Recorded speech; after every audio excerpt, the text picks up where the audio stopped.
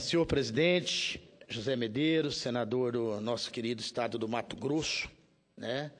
Queria cumprimentá-lo, como eu cumprimento também todos os ouvintes da Rádio TV Senado, né? Queria agradecer ao senador Raupp, que permutou comigo aqui a fala nesse momento.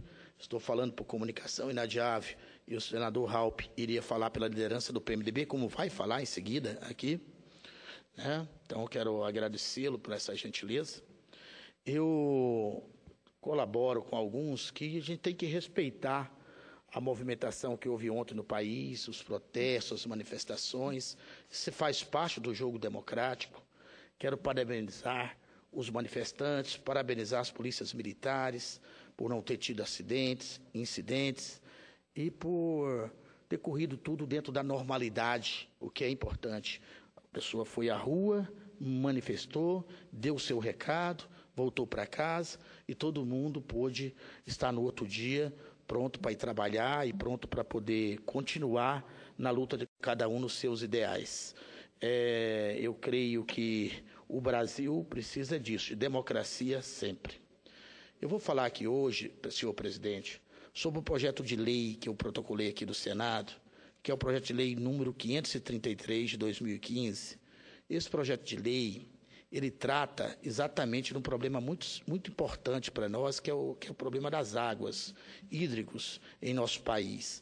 Então, ele cria as unidades de acumulação de recursos hídricos em rios de dominação da Federação Brasileira. O grande problema que nós temos hoje em nosso país é que a vazante das águas baixa e a usina não pode continuar gerando a energia necessária.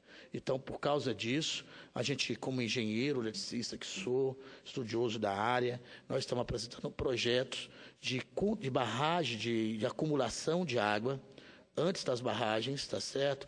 Para que essa água acumulada possa servir ali na frente quando da vazante das águas e que o rio não vai estar em condição de continuar gerando sua energia na plenitude que pode ser gerado, tá certo? Então, o projeto trata desse assunto, né?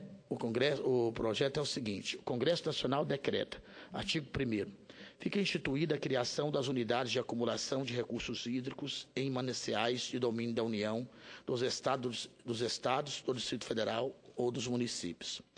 Estas unidades terão a finalidade de armazenar água para regularizar as vazões naturais das bacias hidrográficas e contribuir com a formulação de políticas públicas de uso múltiplo da água. Os reservatórios das unidades de acumulação de recursos hídricos, os reservatórios das unidades de acumulação de recursos hídricos, verificada a vantagem em relação à preservação integral do sítio, poderão ser implantados em nascentes, cabeceiras ou em pontos estratégicos dos cursos d'água, com a finalidade de regularização de suas vazões. A classificação e a cessão das unidades de acumulação de recursos hídricos serão estabelecidos pelos órgãos responsáveis pela política de uso múltiplo dos recursos hídricos, de acordo com a competência federativa.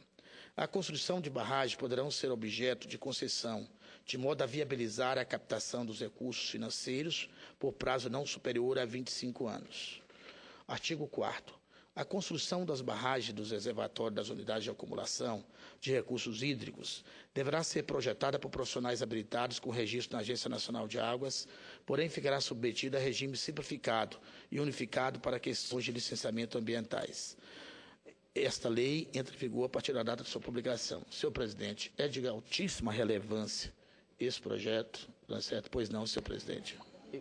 Permita-me parabenizar pelo projeto, senador Hélio José, porque nos últimos anos no país foi criada parece que até uma cultura de que esses reservatórios seria ruim para o meio ambiente, essa coisa toda, e veio toda essa discussão, e que o bom eram usinas a fio d'água e com baixo impacto. No meu estado, por exemplo, ali na década de 80, foi feita uma usina e ela quase não aconteceu devido a esses debates. Hoje é uma das maiores riquezas do estado, que é o Lago Manso, tem quase 40 quilômetros de extensão, e que no momento serviu para o controle de cheias, serve dessa reserva. Então a gente é importantíssimo tratar desse tema. E Vossa Excelência traz esse debate aqui para o Senado, que é de muita importância no momento que o país passa por dificuldades no setor hídrico. Parabéns. Obrigado, senador Medeiros. Acolho o seu à parte. É real isso que Vossa Excelência coloca. O Brasil passa por uma séria crise hídrica, né? E crise energética também.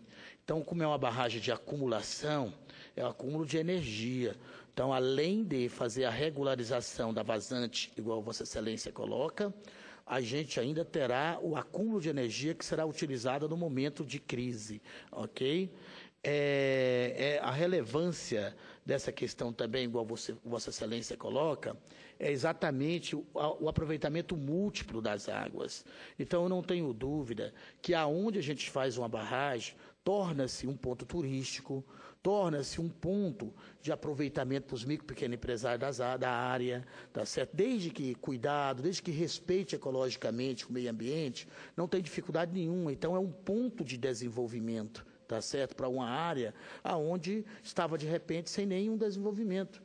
Então, um lago tipo de Manso, como você está falando, tipo outros lagos, outras barragens, ela traz também muitas vantagens. Não é só desvantagem no nível de inundar as águas. Por outro lado, ela vai tornar aquelas terras circunvizinhas mais caras, vai valorizar, vai ter melhor condição de desenvolvimento para a área, né? A justificação, senhor senador José Medeiros e demais senadoras e senadores aqui presentes, é que aproximadamente 71% da superfície da terra é coberta por água em estado líquido.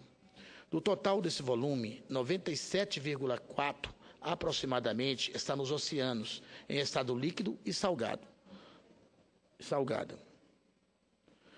O restante aparece nos rios, nos lagos e nas represas, infiltrada nos espaços do solo e das rochas, nas nuvens e nos seres vivos, que, contendo uma concentração de sais geralmente inferior à água do mar, é chamada de água também.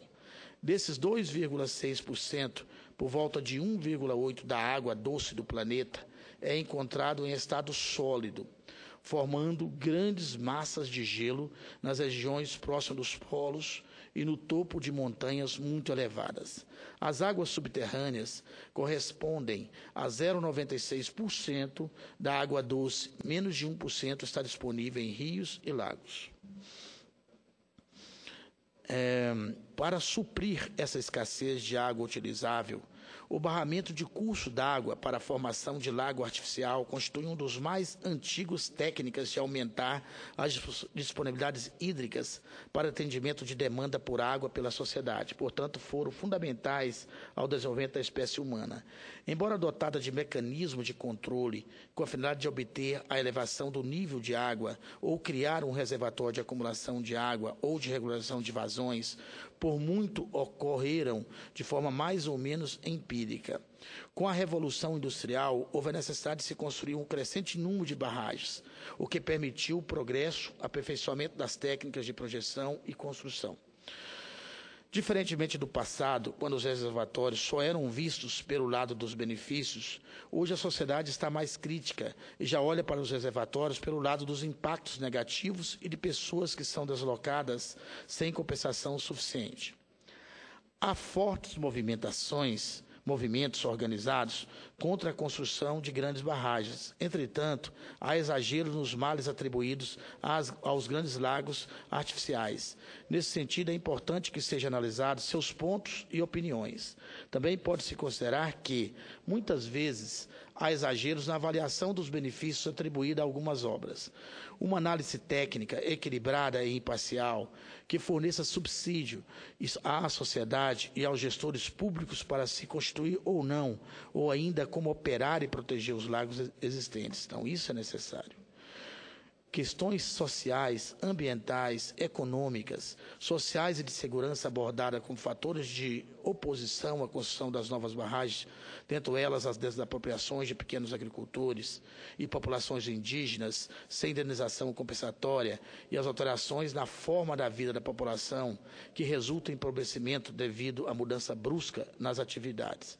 As barragens tropicais emitem gases de efeito estufa em quantidades substancialmente maiores do que são reconhecidas na contabilidade do Mecanismo de Desenvolvimento Limpo, MDL, do Protocolo de Quioto.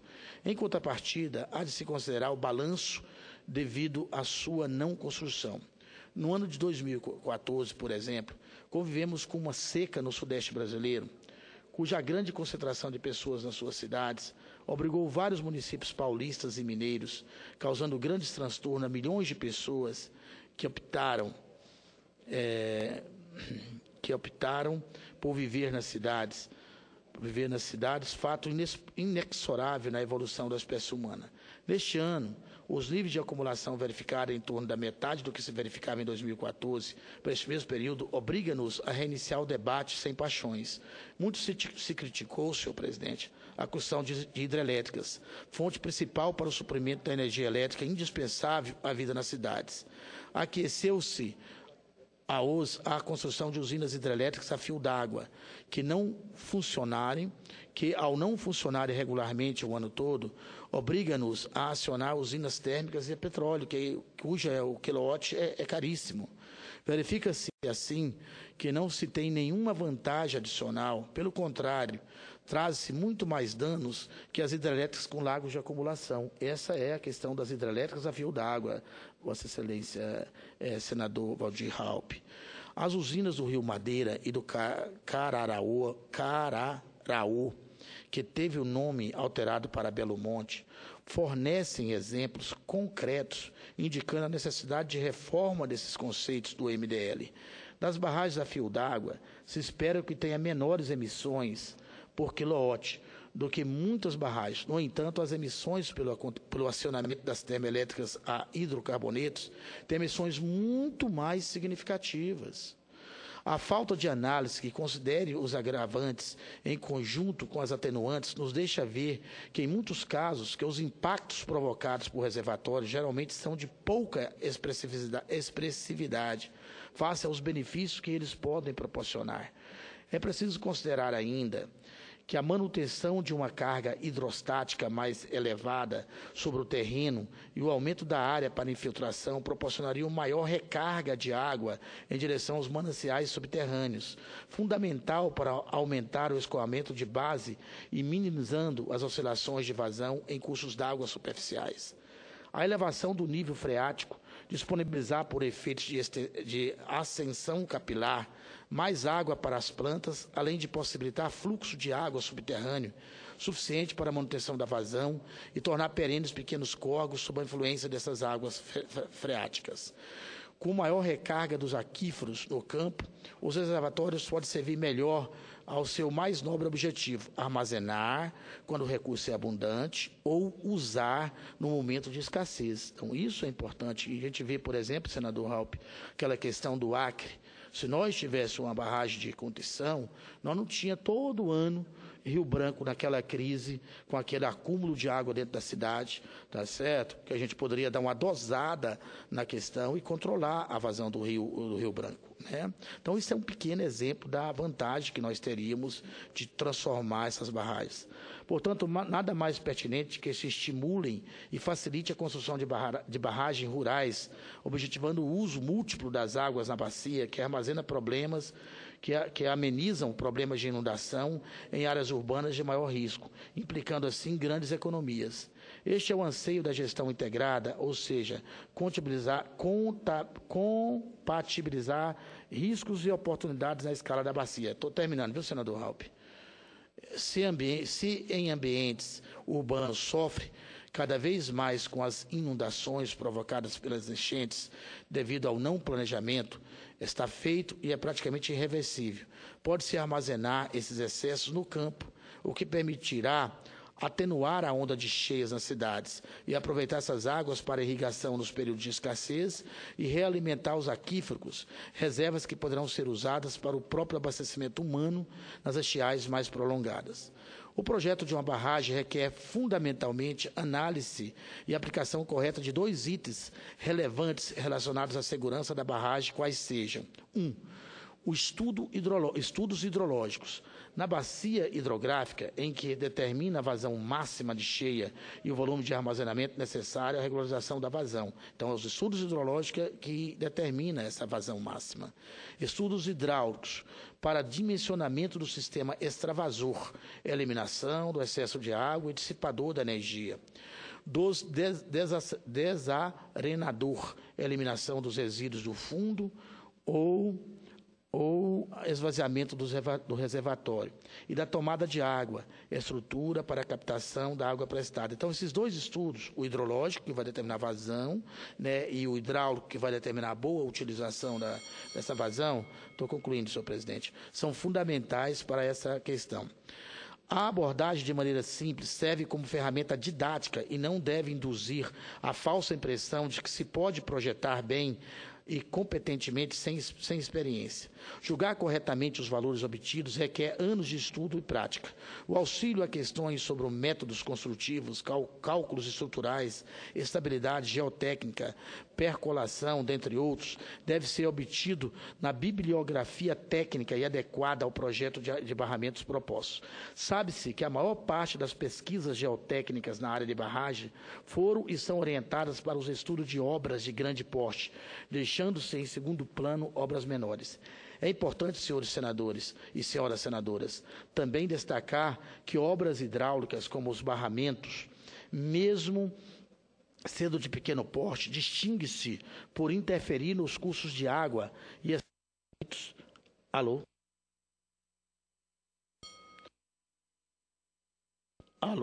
E estar sujeitas ao poder destruidor das enchentes, envolvendo riscos que jamais podem ser desconsiderados. Assim sendo, o dimensionamento de projetos e obras necessárias ao uso dos recursos hídricos deverão ser executados sob a responsabilidade de profissionais devidamente habilitados no Conselho Regional de Engenharia e Agronomia, sendo o licenciamento concedido mediante a procedimentos ambientais unificados e simplificados. Isso é que eu teria que dizer, senhores e senhoras senadoras, né, senhor presidente. Eu acho de grande validade, a gente tem que debruçar sobre isso com bastante tranquilidade. Esse projeto já está protocolado, já está nas comissões da Casa. Espero que Vossas Excelências possa relatá-lo com a tranquilidade e a celeridade que ele precisa. Muito obrigado. Por não, senador Raup. Vou pedir uma parte ao novo senador Hélio. Pois não. Vossa Excelência aborda um tema importantíssimo para o nosso país. Nós sabemos que a energia mais barata, até o momento, é a energia de hidroeletricidade, das nossas barragens, da nossa água. Perfeito. Porém, é importante salientar também, senador Hélio, que futuramente talvez a nossa matriz possa se inverter um pouco. Perfeito. É claro que não devemos abandonar a nossa matriz hídrica, porque nós temos um potencial muito grande. Você já falou aí das usinas de Santo Antônio e Giral, no Rio Madeira, da usina de Belo Monte, lá no Rio Xingu, e tantas outras. Mas futuramente, com a queda no preço das placas solares, de placas fotovoltaicas, da instalação de energia eólica, dos nossos ventiladores gigantes, que alguns chamam, que é a nossa energia eólica na costa marítima, sobretudo na costa marítima, que temos uma costa de 8.000 quilômetros de extensão, que poderia abastecer todo o Brasil só com energia eólica, e a solar aproveitando talvez algumas áreas do semiárido, onde não tem muita produção, e dá para compatibilizar hoje a produção na área agrícola e com geração de energia solar, e também aproveitando as lâminas d'água das nossas barragens. Com certeza. Não vou dizer que toda a lâmina d'água, mas grande parte dela, para não deixar tudo fechado, grande parte dela poderá ser aproveitado com instalação de placas solares. Claro. Eu acho que o futuro da nossa energia vai ser caminhar um pouco mais, já tendo em vista quase o esgotamento das nossos aproveitamentos hídricos, aproveitar um pouco mais, como a senhora falou, em vez de fazer usinas a fio d'água, turbinas a fio d'água, encher um pouco mais os reservatórios, para poder gerar um pouco mais de energia. Mas na Amazônia também temos a dificuldade que é muito plana e, dependendo da altura da barragem, pode alagar uma quantidade muito grande de área. Então, foi optado por esse modelo de a fio d'água, turbinas bulbo, que geram com menos velocidade de água. Perfeito. Menos velocidade, com menos... Já concluindo a parte, senhor presidente, Então, eu parabenizo Vossa Excelência pelo pronunciamento, acho que o caminho é esse mesmo, mas aproveitando também as nossas potencialidades nessas outras áreas, na área de energia eólica e na área de energia solar. Muito obrigado, senhor presidente. Muito bem acolhido seu à parte, nobre senador Raupp. Né? Aqui a gente tem apresentado, eu mesmo, da minha autoria, apresentei 3 projetos de aproveitamento das energias solar, né, e eólica, e também do resíduo sólido de lixo, né, o resíduo orgânico, exatamente na facilidade, na facilitação dessa matriz energética, como Vossa Excelência coloca, que é fundamental esse avanço, né? E nós temos que baratear, atrair fabricantes de células fotovoltaicas para pôr um preço acessível à nossa dona de casa, ao nosso micro pequeno empresário, porque o potencial é gigante. Por exemplo, só para concluir, o senhor sabe o canal da transposição do São Francisco, pode pegar o canal inteirinho, colocar placa no canal inteirinho, nós vamos ter uma usina do tamanho de Furnas, tá certo? Gerando aquela quantidade de quilowatts, né? Só com essa questão. Muito obrigado, Vossa Excelência, muito obrigado, senhor presidente. Um grande abraço a todos.